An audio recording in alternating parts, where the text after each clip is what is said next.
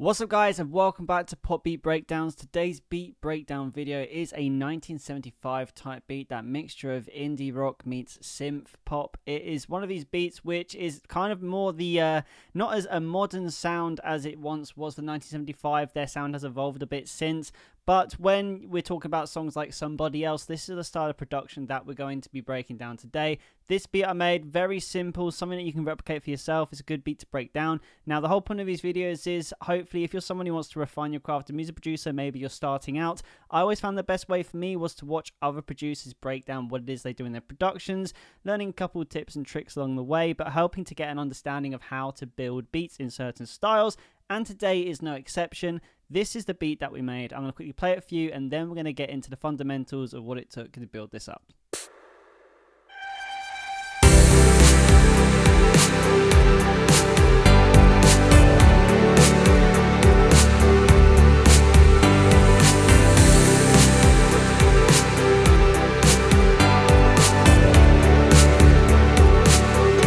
Now the beat, though it's very simple, it has a lot of characteristics which you could associate with the 1975, and especially the kind of time when this album, this song was on, came out. So I'm going to break down each layer individually in the order that I built the track up, so you can get the best understanding of how the track was built, so you can make something similar to this as well, whether you are a Logic user or not. If you're new to the channel as well, by the way, make sure you subscribe to the channel to make sure you never miss another video like this, and drop a comment below if you've got any questions throughout this video as well. I'll be happy to answer them after this has been released.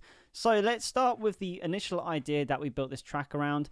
Now, a lot of times now I do try to go into Spice when I can to try and find some sources of inspiration, and I actually came across this loop which I thought was the perfect starting place for this beat.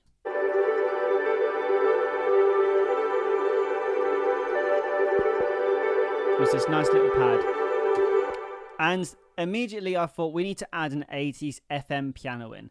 It's very simple chords. This is G, C, G, D. This is the chord progression for the song. Very super simple. And the 80s FM piano, this is something you can find in Logic if you're a Logic user. It's just this here in the classic synth section. And I just laid down some chords, and this is what it sounded like.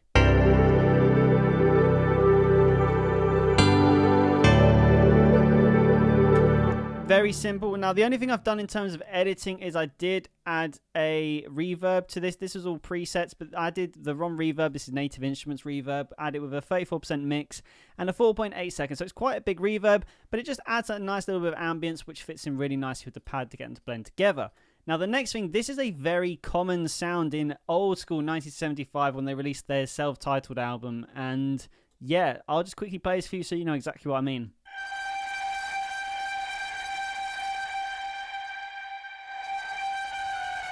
It's that really nice distorted pad sound. It's very easy to do as well. We've got the airways here, which again, if we open up our presets library, you can see is a preset pad in Logic. And the only thing we've added is an overdrive. So this is just a distortion plugin. Crank up the overdrive to 24 dB. Turn the output down so the overdrive that we're adding doesn't completely, blow the speakers. And then make sure you've got the tone on 20,000% because that's how you get that really nice crisp, bright distortion added to stuff. So I'm going to quickly play you the pad both with and without the overdrive so you can see the effect that it's having. So firstly, let's play it without the overdrive. And then with. But when you put it with everything else we've done so far, you can see the effect that it has. And already we got something that sounds very much like a 1975 type beat. Just some free ideas.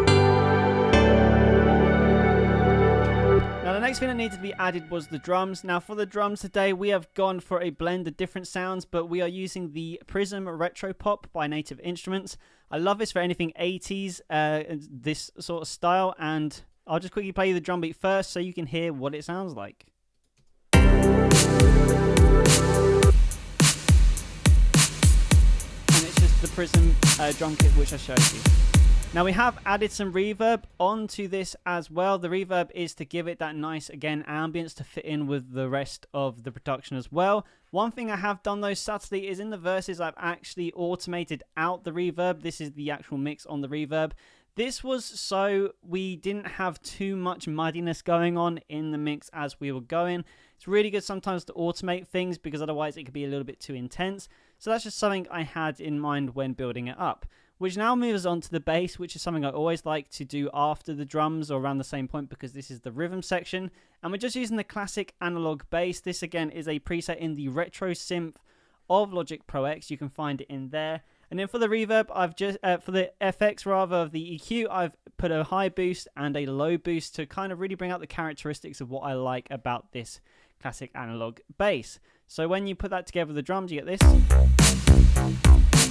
simple 4-on-the-floor pattern rather.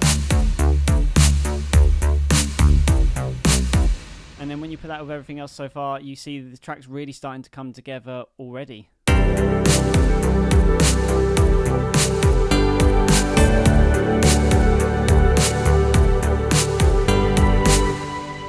Now with that, we actually want to start adding some guitar stir patterns in. So we've got the electric vintage that we're using today. We've got the simple pattern. And there's a couple of different variations that I've done on this simple A to make sure it doesn't have any phase issues. We've got one which is playing the chords as they change. And then the second strum we've got, it is just sustaining the actual G chord, which is the key of this track. So when you play that all together, it sounds like this. I tried to push them to the background of the track, and I've also got them at the sides of the mix, so you don't have too much noise going on in the center of the mix, and it adds a real nice lift to what is the chorus when you have it added.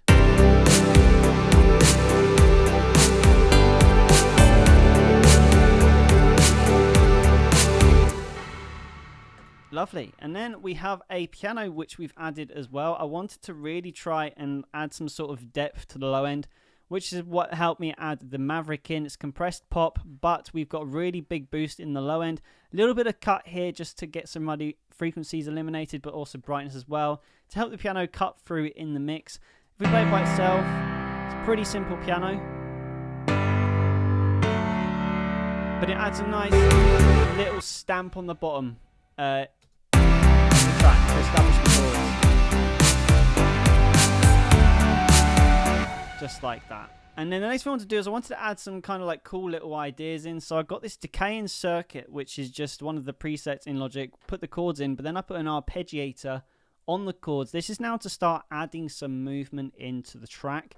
Now we've got some sort of a volume here going on, so we actually have this recurring throughout the song once it starts playing, a kind of persistent pad. So again, controlling it by the automation to bring it in as much as I want to at certain times of the track, but this is what it sounds like. It sounds very eerie and out of tune, but I kind of like that.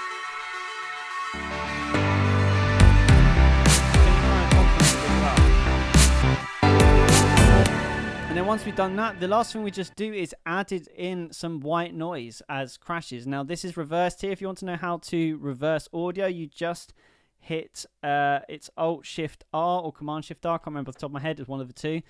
And it can create this nice little sweeping pattern.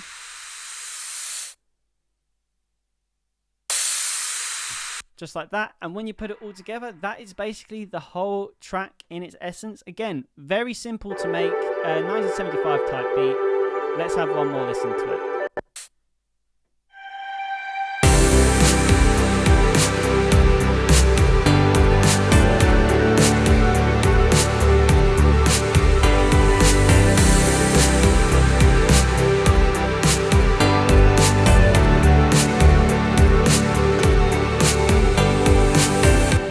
So there you go, guys. That's how to make a 1975 indie rock / synth pop type beat in the style of somebody else. If you enjoyed this video, make sure you smash the subscribe button. It's the best way to support the channel to make sure you never miss a video like this.